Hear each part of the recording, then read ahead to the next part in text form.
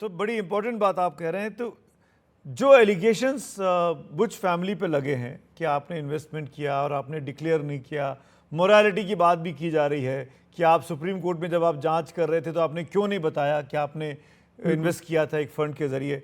आपको लगता है कि कहीं कुछ चूक हुई है बुश फैमिली से? क्या उनको इस्तीफा देने की ज़रूरत है जो कि मांग की जा रही है? बिल्कुल नहीं। जी, आप अगर आप सेबी सेबी के वेबसाइट पे जाएंगे तो एक कोड ऑफ कंडक्ट है, code of conduct of conflicts, जो है सब होल टाइम मेंबर्स और चेयरपर्सन को फॉलो करना है। उस कोड के जरिए जो भी इन्वेस्टमेंट्स है उसको डिस्क्लोज करना है सेबी को, हमको नहीं, वो ट्विटर पे नहीं या सुप्रीम कोर्ट को नहीं, सेबी को डिस्क्लोज करना है। और हर साल with in 15 days of end of the year वो डिस्क्लोज करना है। जो कॉन्फ्लिक्ट्स है उसको बताना है। और जो अभी डिस्क्लोजर हुआ है, जो स्टेटमेंट दिया है सेबी के चीफ और उनके पति ने, उसमें वेरी क्लियरली लिखा है कि ये सब डिस्क्लोजर हुआ था जब सेबी के चीफ बने, ये डिस्क्लोजर हुआ है। तो अभी complete compliance with code of conduct for conflict हुआ है, तो इस्तीफे की बात नहीं उठता है अभी।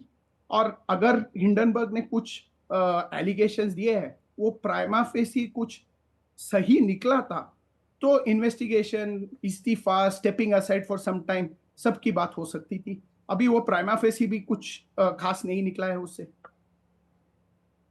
तो इसीलिए मैं ये आखिरी में पूछना चाह रहा हूँ आपसे, आखिरी सवाल के तौर पर, आपको क्या लगता है कि जो शेयर बाज़ार में उथल पुथल की आशंका पिछले कल परसों के वीकेंड में जताई जा रही थी, ये चीज़ें अब स्टेबलाइज हो गई हैं, अब इसका कोई असर नहीं दिखने वाला है?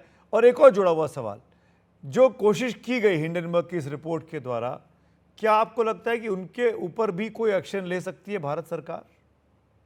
तो पहला सवाल, नो, शेयर मार्केट का जो स्टेबिलिटी है और ऊपर नीचे होने का, वो किसी एक आदमी, किसी एक ग्रुप को कंट्रोल नहीं कर सकता है।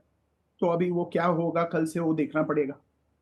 जिस तरीके से आज मार्केट ने रिएक्ट किया है वो बहुत मैच्योर रिएक्शन निकला है, वो कुछ पैनिक सेलिंग नहीं हुआ।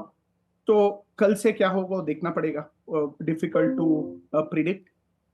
दूसरा सवाल, अभी क्या करने का, ये भारत सरकार कुछ कर सकती है, सरकार कुछ नहीं कर सकता है। जो कर सकता है वो सेबी कर सकता है, और सेबी ऑलरेडी इन्वेस्टिगेशन चालू कर चुका है। वो इन्वेस्टिगेशन खत्म होने के लिए वेट करना पड़ेगा। और शो कॉज नोटिस तो इश्यू किया है।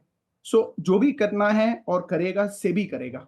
और मेरे ख्याल से वो हिंडनबर्ग को investigation, they have to face the investigation. वो कुछ चांस ही नहीं है बचकर जाने के लिए।